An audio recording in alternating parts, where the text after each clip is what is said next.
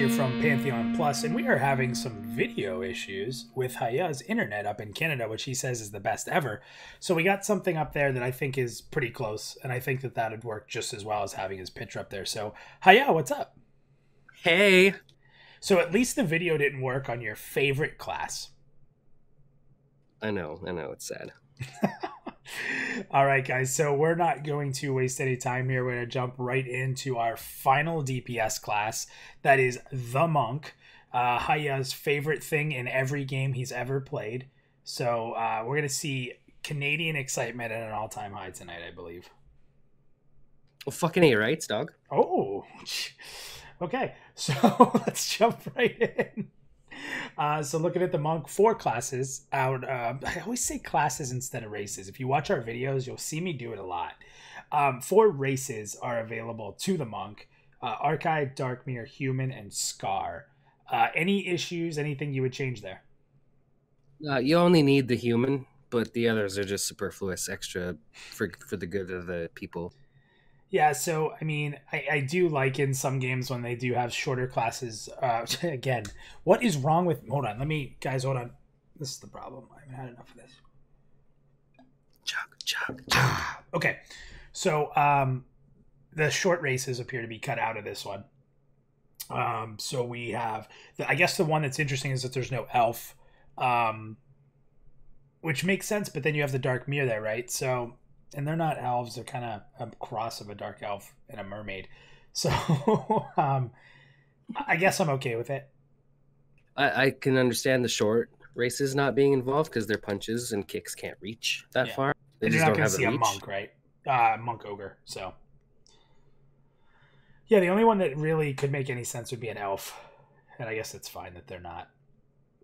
So, the monk is a melee DPS off-tanking utility class. And they use Chakra as a combat resource, which is interesting because it goes through this 6 gates thing. And it's, I mean, I don't know. Is there anything you want to add about that? Because it seems pretty complicated. It doesn't seem to greatly explain that.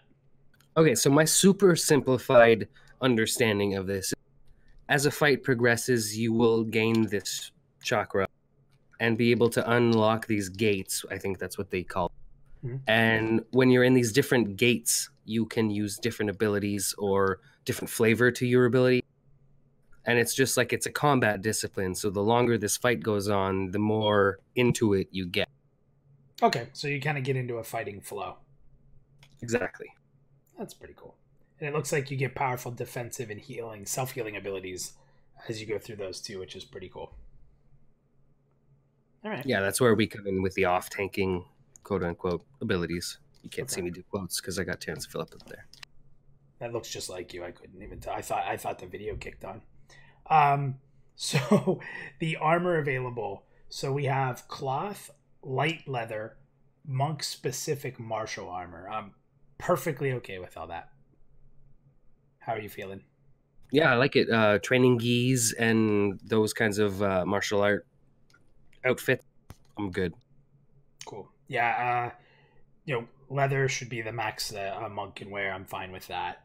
Available weapons, hand-to-hand, which I'm sure you're in love with. I know you're a big fan of hand-to-hand. Stuff. Martial weaponry and most blunt weapons, and then for throwing or ranged attacks or pulling, you'll have a shuriken. Are you good with all of that too? I mean, you obviously don't want bladed. I wish I could see staves, but I'm okay without it. I like the idea of a 2-hander monk with a big stick. Well, it does say most blunt weapons, so you could have a 2-handed blunt. Yeah, let's hope it encompasses or that. Even that martial weaponry could be monk-specific 2-handers, which would be pretty cool. Yeah, usually staves and pole arms, that kind of thing.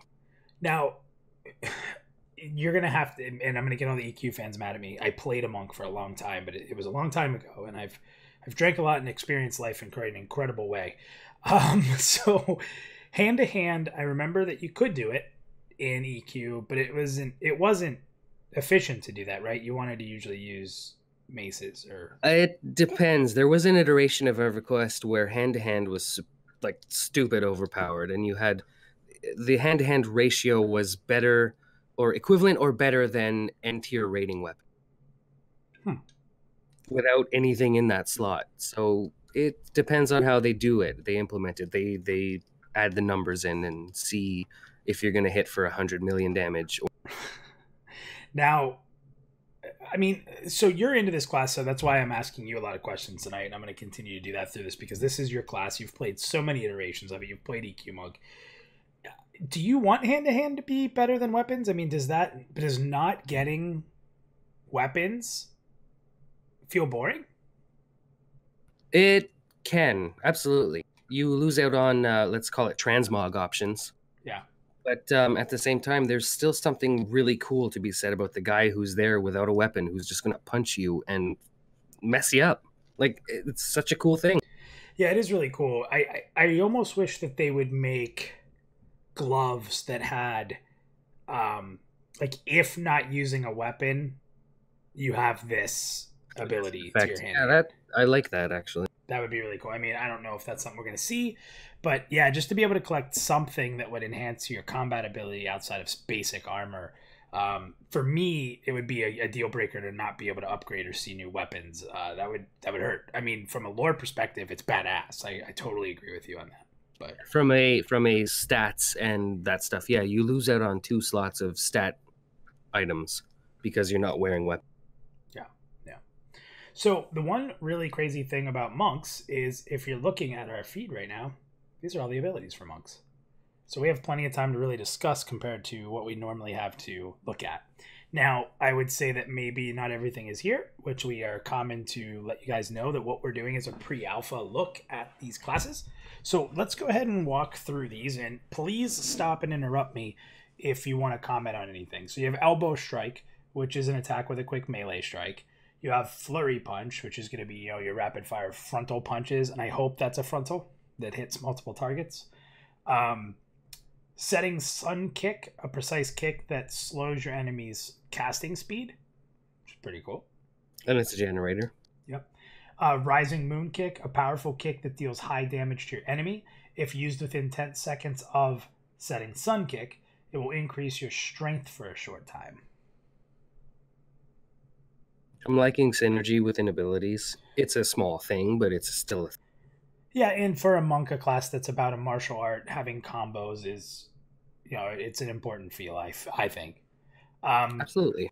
Blast of Chakra, release all your chakra in a violent explosion of energy, inflicting very high... That's the first time I've seen the words very high damage to your enemies.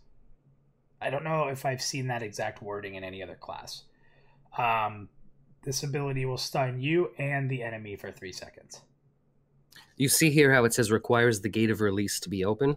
Yep. That's the 6th and final gate you can achieve with your chakra build.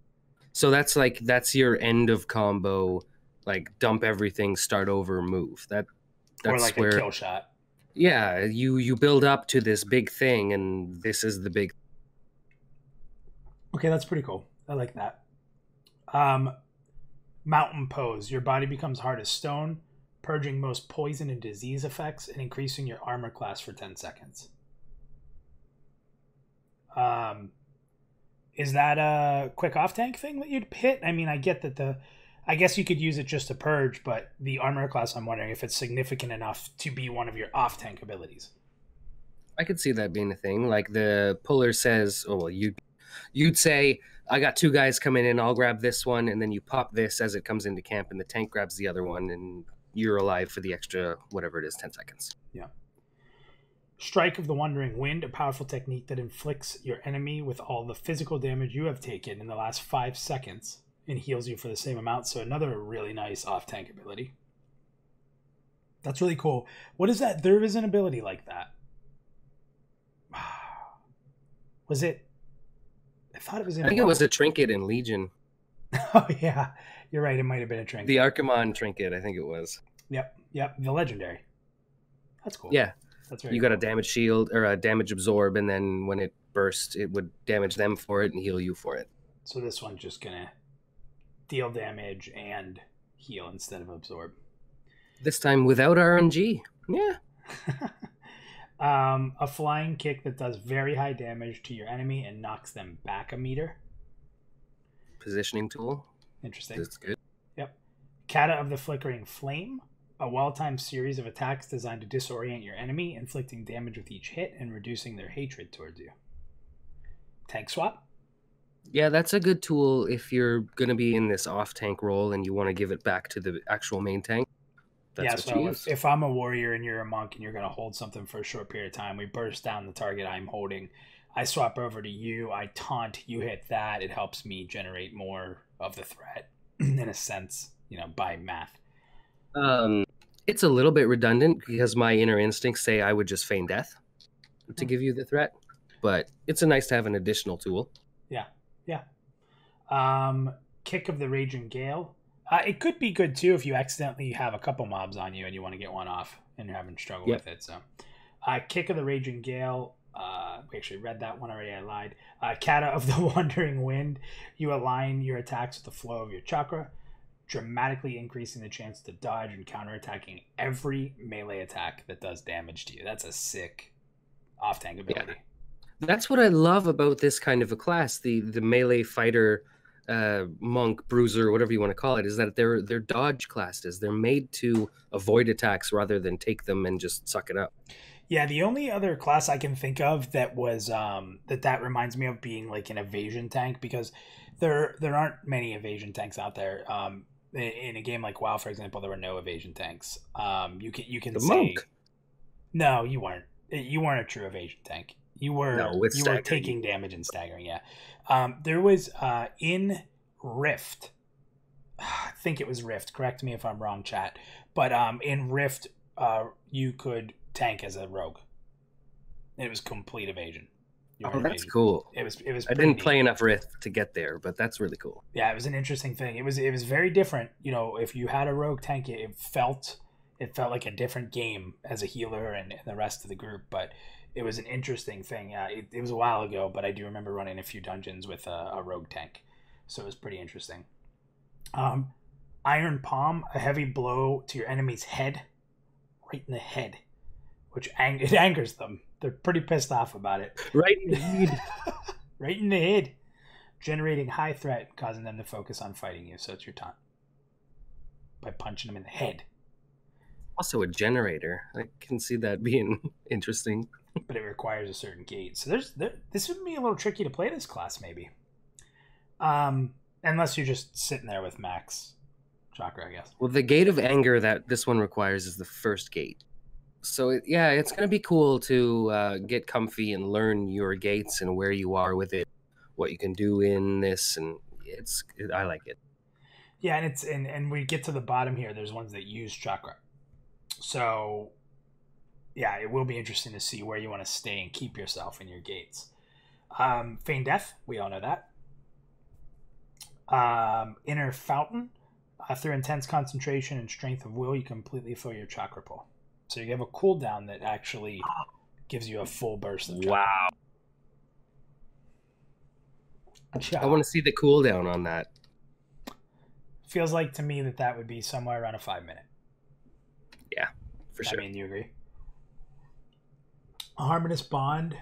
Perfectly align your body and soul, instantly restoring 10% of your total health, increasing your attack speed, and restoring an additional 15% of your total health over a short period of time. So that uses chakra. And the gate. And it requires a gate, which is probably one in the middle.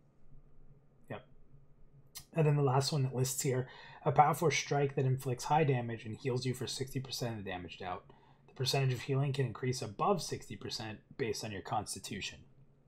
So uses chakra. And Gate of Sorrow. So there's... anything before I finish, what do you think of the two spenders there? They're both healing. That's really good. Yeah. Yeah, without a doubt. So, we said it before, I'm going to say it again. There are a lot of abilities missing, and I feel like that is a definite. Because you have 6 gates, and how many of the gates through these abilities are referenced? So we have the Gate of Release, the Gate of I think Peace. about 4 of 6 I saw referenced. So we have Release, Peace, Balance, Anger, Joy, Sorrow. 6. You can't tell me there's going to be one ability that's affected per gate. I can't believe that that's a thing. There's got to be a lot more abilities. I just think when you compare the abilities of this class, and I get it, it's not a class that needs to be bloated with abilities, but I think we're missing a lot. Don't forget too that you're going to spend a lot of your time doing other things too in that kind of later game scenario. You have 15 abilities in a game where you're allowed to basically keep 12. You're telling me you only have to decide on 3? I mean, I think we both agree there's going to be more, but I think so. Yeah. Yeah. So it's an interesting class. Well, I'll tell you, you're the monk fan. Why don't you tell me what you think of this so far with other monk classes you've played? Is there something that you're missing from different monks you've played? And what do you think overall? No, I think I would play this as it sits here because, like I said, in the later game, you're going to be doing other things than just, waiting for something to come into camp and beating the hell out of it. You're going to be the one scouting ahead. You're going to be the one pulling, most likely. And you're going to be doing a lot of other meta stuff around what's involved in killing the mob. You don't need all that much bloat. I mean, a pacify would be a good thing. Some kind of ability to split pull. But you don't need that because you have feign. So it kind of balances out. And you have a stun. Even though it's only 3 seconds, I mean... Doesn't matter. That's enough time to split something. Yeah, I don't mind it. So, I try to think ahead with not knowing anything, and sometimes people can say what they want to say about it. But so I sit here and I'm like, okay, if me and you are leveling together and we're duoing, as a monk and a warrior, what's that going to look like? Well, first of all, you can heal yourself a little bit. So when I'm getting low, you might be able to take the mob over and we finish it off. It's probably not a preferred duo, but it could work. The interesting thing, though, is you have some really cool abilities that require you to be taking damage. Yep. So when you're not taking damage and you're not a main tank, I mean, you lose a couple of abilities. I think in a situation where me and you were duoing as monk and warrior, it might be more beneficial for me to tank. And me to go dual wield or something. Yeah. But that's a neat kind of aspect that opens up then, because in that super niche, super not really going to happen that often situation, it's an odd power dynamic. Yeah, and honestly, with me and you talking about what classes we're going to play, it's probably one of the more weird combos you could possibly have. So it's interesting. So you're pretty happy with how it sits. When I look at it, I'm going to scroll back up here for a second. This class is listed as utility off-tanking melee. The utility part. Now I get it. You'll say to me for days that we can pull and we can feed death, and that is super utility, and I agree. You don't seem to have any group buffs from this list. There's very little debuffing. You have the spell casting speed, which is probably pretty good against casters. So let's be real, that could be really strong. It's just very interesting. Your class, out of everything we've played, I've been able to look at a class and say, this class would work really well with this class. And maybe this is a compliment. This class seems to just kind of stand on its own. No, I hear what you're saying. Absolutely. And again, it might not be a bad thing. Thinking of the classes, if you were a monk, what's the preferred duo class? Shaman. Yeah. Just debuff the hell out of the target, have the ability to heal and go Hots and debuffs, and let me do my thing. That's what I'm looking at. Even maybe a druid. Maybe.